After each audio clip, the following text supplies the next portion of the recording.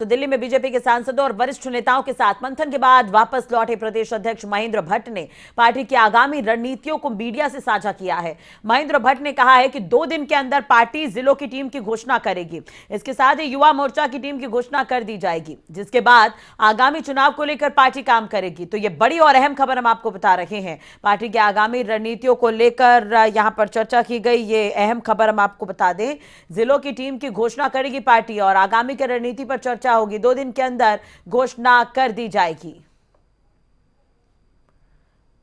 तो प्रदेश अध्यक्ष महेंद्र भट्ट ने बड़ा बयान दिया है और यह कहा है कि उत्तराखंड में अब जल्द ही आगामी की रणनीतियों पर चर्चा होगी। तो यह बड़ी और अहम खबर हम आपको बता रहे हैं कि युवा मोर्चा की टीम की घोषणा जल्द ही होगी उत्तराखंड में। अब इसे लेकर जानकारी प्रदेश अध्यक्ष महेंद्र भट्ट ने दी है। दिल्ली में बीजेपी के सांसदों और वरिष्ठ नेताओं के साथ मंथन के बाद वापस लौटे प्रदेश अध्यक्ष महेंद्र भट्ट ने पार्टी की आगामी रणनीतियों को मीडिया से साझा किया है। महेंद्र भट्ट ने कहा कि 2 दिन के अंदर पार्टी जिलों की टीम की घोषणा करेगी। इसके साथ ही युवा मोर्चा की टीम की घोषणा कर दी जाएगी, जिसके बाद आगामी चुनाव को लेकर पार्टी काम करेगी। तो उत्तराखंड में अब आगामी चुनाव को देखते हुए तैयारियां अभी से नजर आ रही है। पार्टी हर एक मोर्चे पर ध्यान देने की कोशिश कर रही है, चाहे कैबिनेट की बात हो, तमाम मंत्रियों की बात हो, विधायकों की बात हो। अब युवा सशक्तिकरण को लेकर, युवा जो मोर्चा है उसे लेकर भी पार्टी की तरफ से रणनीति बनाई जाएगी। तो नई जो टीम है इसकी घोषणा 2 दिन के अंदर हो जाएगी।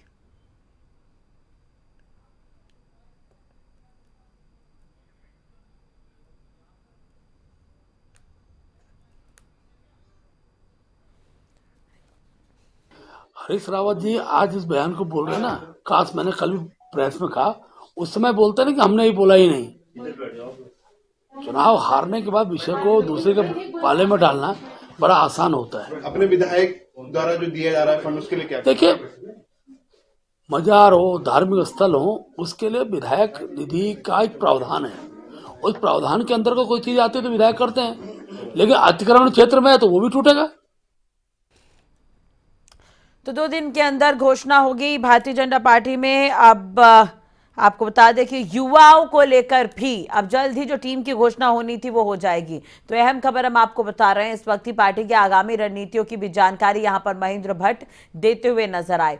तो दिल्ली में बीजेपी के सांसदों और वरिष्ठ नेताओं के साथ मंथन के बाद प्रदेश अध्यक्ष महेंद्र भट्ट वापस लौट गए हैं।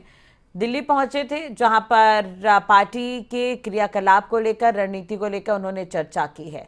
अब महेंद्र भट्ट आगामी रणनीतियों को मीडिया से साझा करते नजर आए। महेंद्र भट्ट ने कहा कि 2 दिन के अंदर पार्टी जिलों की टीम की घोषणा करेगी। इसके साथ ही युवा मोर्चा को लेकर भी उन्होंने कहा कि युवा मोर्चा की टीम की घोषणा भी कर दी जाएगी। तो महेंद्र भट्ट ने 2 दिन का वक्त दिया है और कहा है कि पार्टी जिलों की टीम की घोषणा जल्द ही कर देगी। हालांकि देखने वाली बात होगी कि इसमें कौन से महत्वपूर्ण नाम शामिल होते हैं। अब आगामी चुनाव है, उसे लेकर भी महेंद्र भट्ट ने यहां पर जानकारी दी है।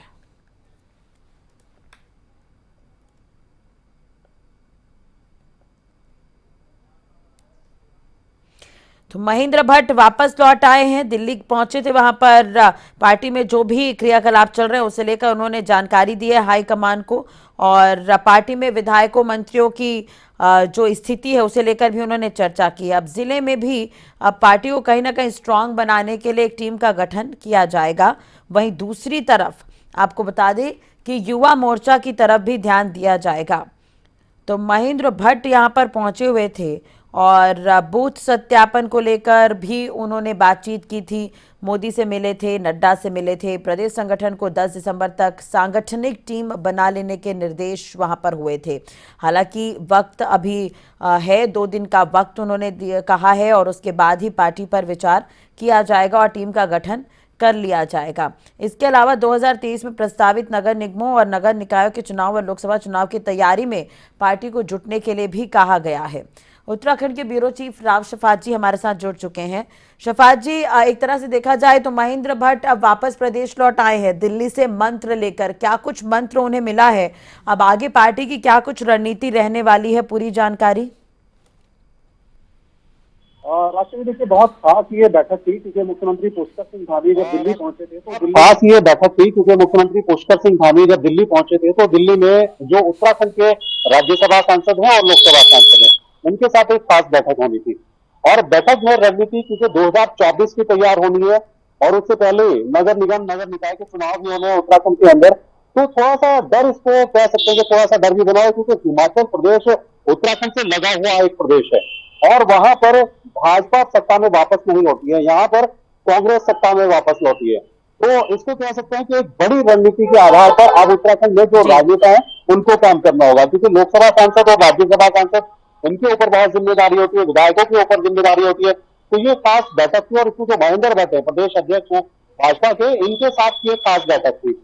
इस बैठक के बाद महेंद्र भट्ट ने कहा है कि अब जो जिला स्तर की कार्यकारिणी है यानी जिला अध्यक्ष है वो नियुक्त किए जाएंगे क्योंकि इससे पहले जो है कार्यकारिणी तो बना दी गई है प्रदेश की, जो प्रवक्ता है जम्मोजैत कमेटी बनाई गई है, प्रवक्ताओं को नियुक्त किया गया है, लेकिन जो जिलों की अभी कमेटी है, जो जिलों में जिला अध्यक्ष बचे हैं वो अभी नहीं बनाए गए थे। तो बहुत जल्द 2 दिन के भीतर भीतर ये दावा किया जा रहा है बीजेपी की तरफ से कि जो जिला अध्यक्ष है उनकी नियुक्ति कर दी जाएगी।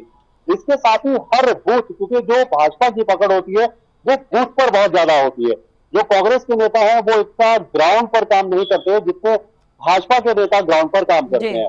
तो यही वजह है कि भाजपा और कांग्रेस की जब मंथन होता है जीत हार का तो भाजपा उसी वक्त मंथन में जुट जाती है।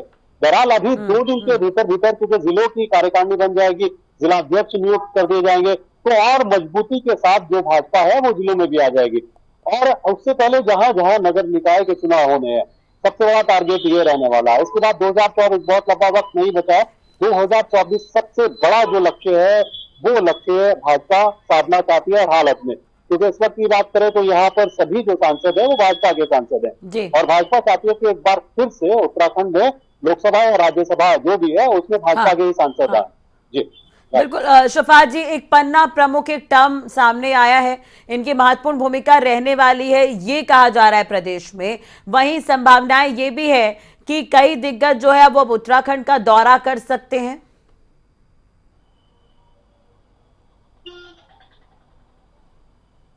हाँ देखिए, क्योंकि उत्तराखंड एक खास और महत्वपूर्ण राज्य माना जाता है। आपने देखा कि प्रधानमंत्री नरेंद्र मोदी लगातार उत्तराखंड आते रहे हैं, बाबा केदारधाम हो या बाबा बद्रीनाथ हो, यहाँ के दर्शन करते रहे हैं और जो बड़े नेता हैं वो भी लगातार उत्तराखंड आते हैं। लेकिन जैसा मैंने बताया कि हिमाचल प्रदेश और उत्तराखंड प्रदेश लगभग दोनों में समानताएं हैं, दोनों एक जैसे राज्य हैं, दोनों के बीच में काफी रिश्ते भी हैं। जो चक्राता का क्षेत्र पड़ता है वो समझिए कि आधा हिमाचल का क्षेत्र पड़ता है। तो सबसे बड़ी समस्या इस वक्त जो हुई है और राजनीतिक तौर पर अगर देखा जाए तो हिमाचल में जब चुनाव हुए तो वहां दावा किया जा रहा था कि भाजपा सत्ता में लौटेगी और रिवायत और रिवाज बदल जाएगा, लेकिन ऐसा नहीं हुआ है। वहां पर भाजपा सत्ता में वापस नहीं लौटी है, कांग्रेस लौटी है।